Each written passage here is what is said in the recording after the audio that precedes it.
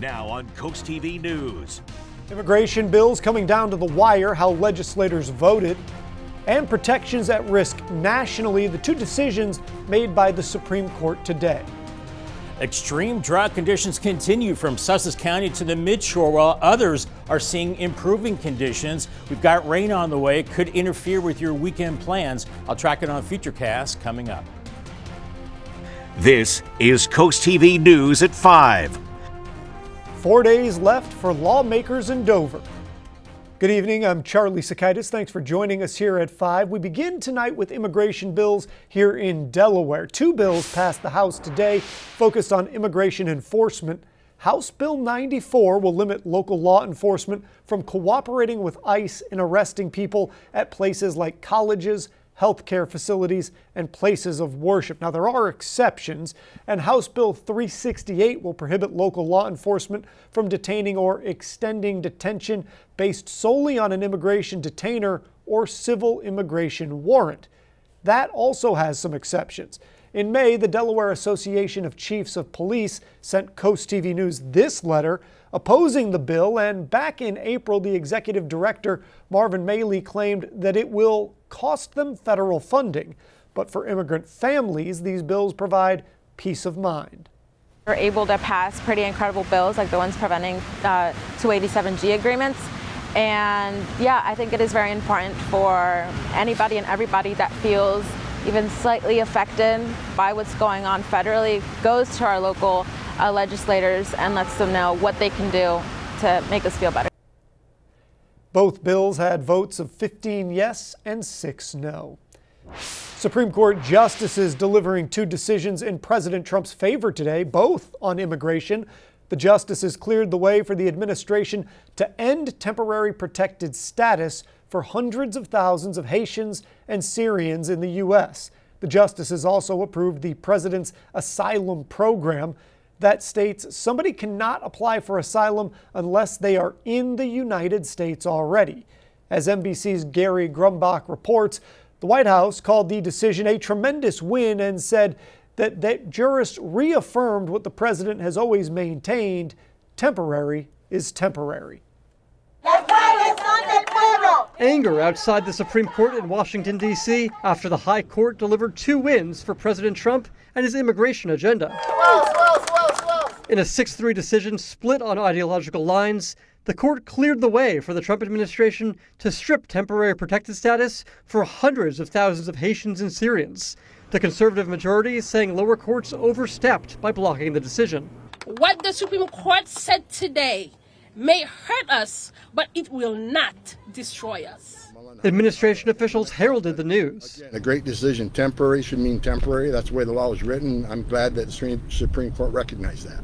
The TPS program began in 1990, designed to help people fleeing war-torn countries or dealing with catastrophic disasters. Recipients have legal status, and each immigrant's case is reviewed every 18 months. More than 350,000 Haitians and Syrians live in the U.S. under this protected status. Many have been in the country for years, like Marie Shirley Sannon. She's lived in Miami for 2 decades. She's a nursing assistant, pays taxes, and has raised her family here. She could now face deportation to Haiti. I don't have no place to go in Haiti. I don't have no house. But I can say I don't have no country. The country is finished. Every day people dies. Every day they're killing people. They kidnap people. They even burn people alive. You imagine? When then Homeland Security Secretary Kristi Noem announced the decision to end TPS, she said conditions in Haiti and Syria had improved. But both of those countries remain on the State Department's do not travel list because of the violence. In a second decision, also a 6-3 split, the court backed the Trump administration's efforts to make it tougher for people to request asylum in the U.S. The justices reaffirmed immigration law that someone standing on Mexican soil cannot present themselves to border agents and ask for asylum because they are not technically in the United States. Enforcement of this law had been suspended during the Obama administration, and the Trump administration began it again. An immigrants' rights group challenged the policy, which had been put on hold. The court today also struck down a Hawaii gun restriction known as the vampire rule. It required gun owners with a concealed carry permit to ask for permission from a property owner before entering with a gun. The court, again along ideological lines, said that violated the Second Amendment. Gary Grumbach, NBC News, Washington. We're now taking a live look into Del Mar. Looks just gorgeous out there as we check in with our First Alert meteorologist, Bob Trihey.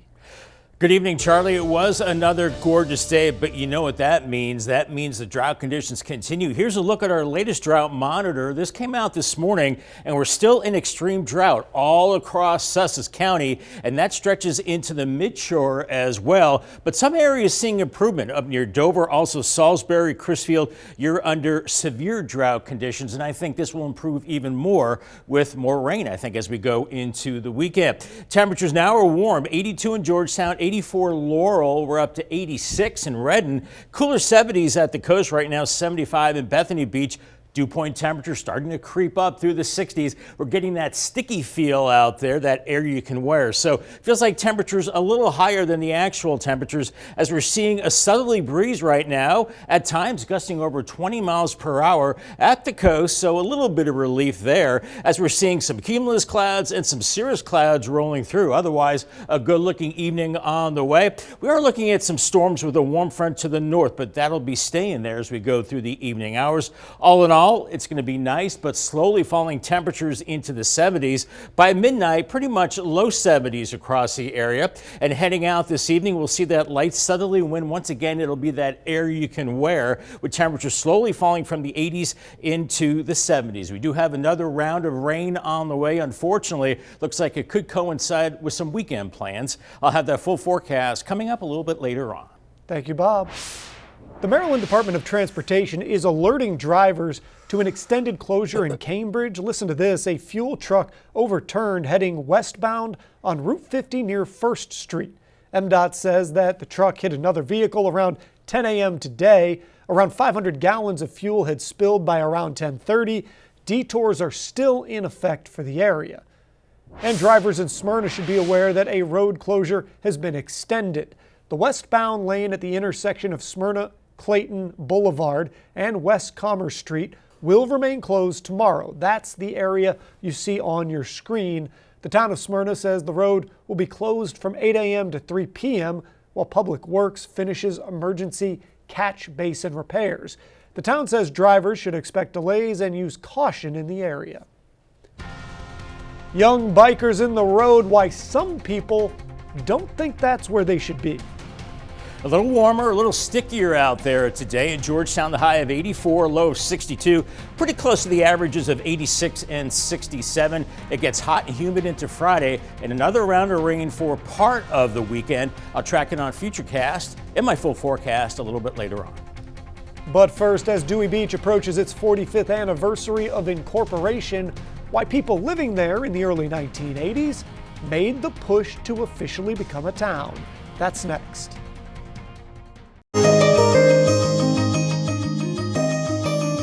From a vibrant nightlife scene to its sand and surf, the little town of Dewey Beach has a big reputation, and in today's Coastal Connections, we look at how a big decision nearly half a century ago shaped the way it looks today.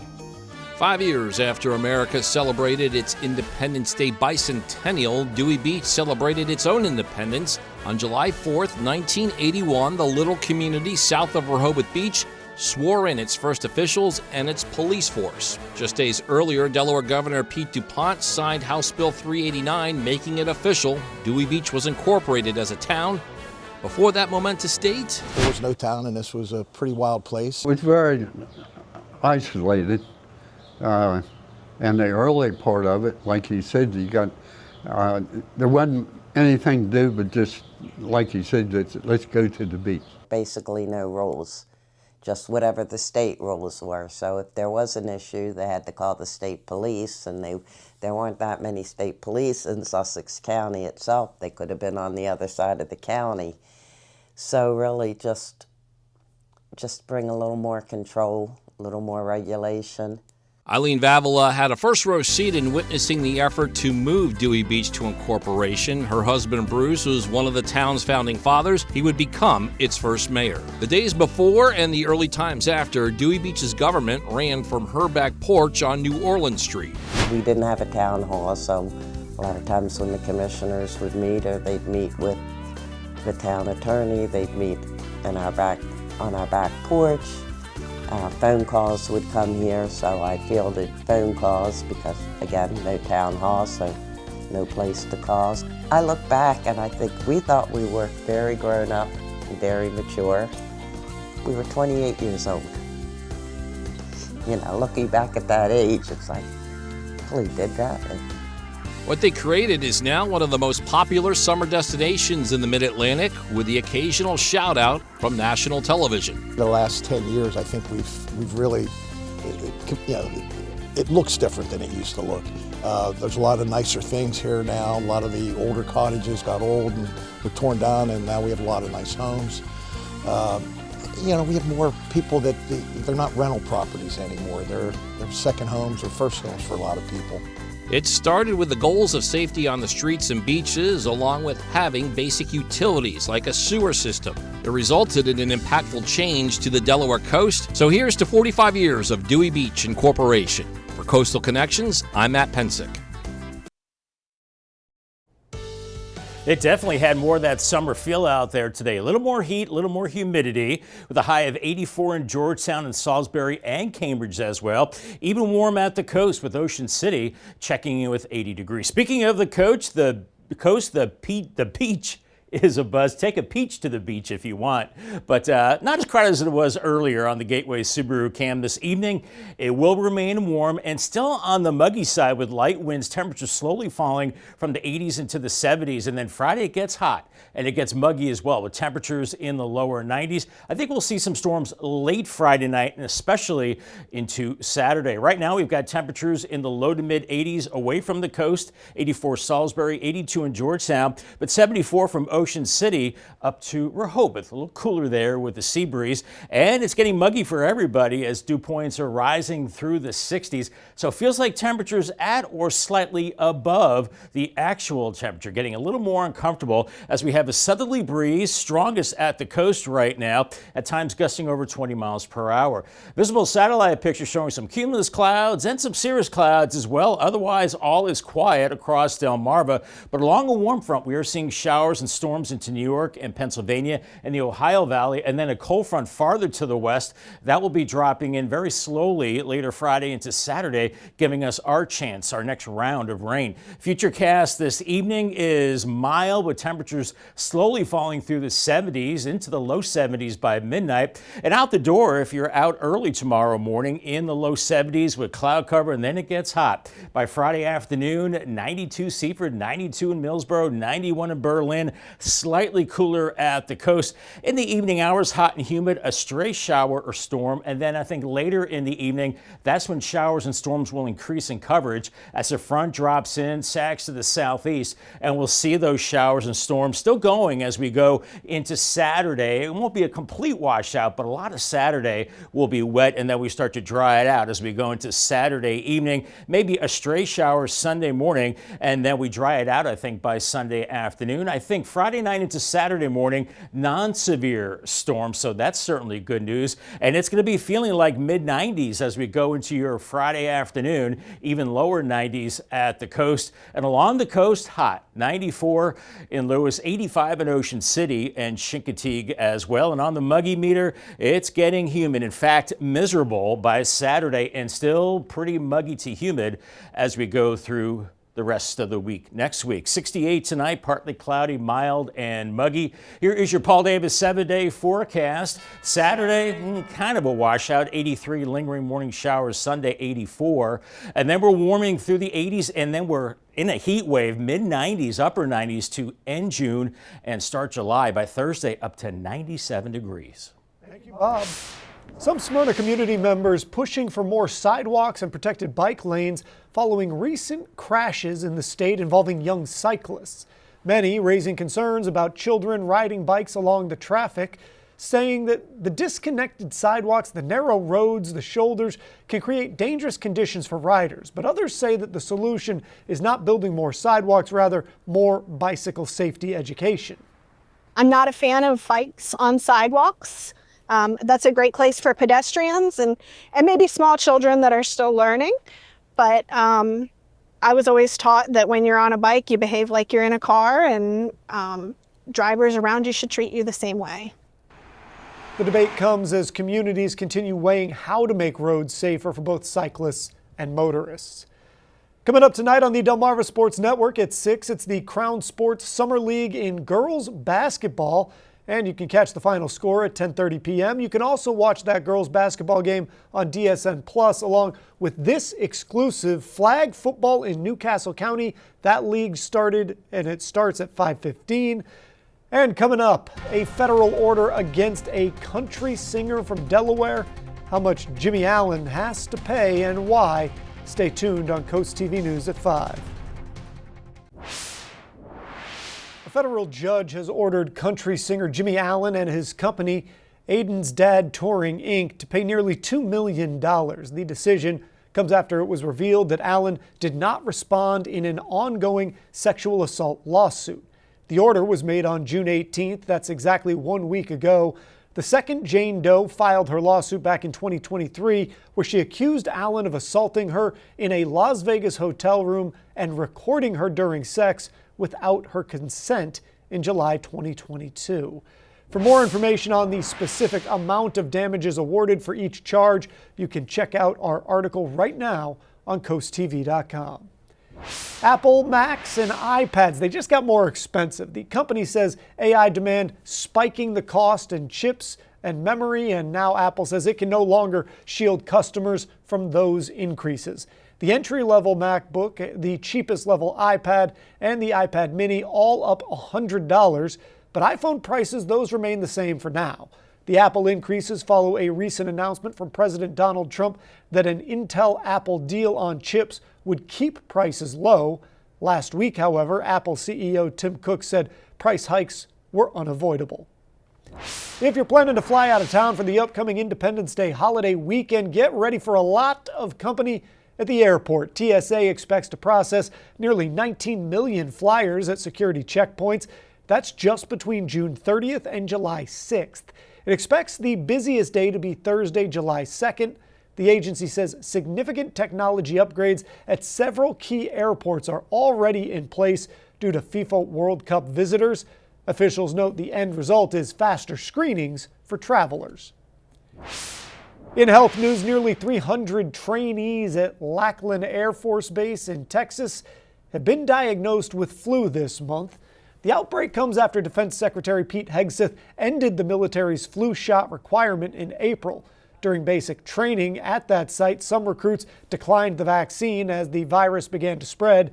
Now, mandatory flu shots for military trainees have resumed. A Democratic congressman who serves that district in Texas said roughly 275 recruits got sick and one died. New tonight, a federal judge blocking major parts of President Donald Trump's executive order on mail-in voting. The president's order says states must meet certain requirements if they want the U.S. Postal Service to deliver their ballots. A Boston judge now rules that the Constitution does not give the president control over elections. Instead, it grants that power to the state. The ruling applies to 23 states and the District of Columbia. And now here's a live look into Laurel. It looks like a blue day out there. One more check on the forecast after this break. Coming up new on Coast TV News at 6, the city of Rehoboth Beach laying out rules for takeovers.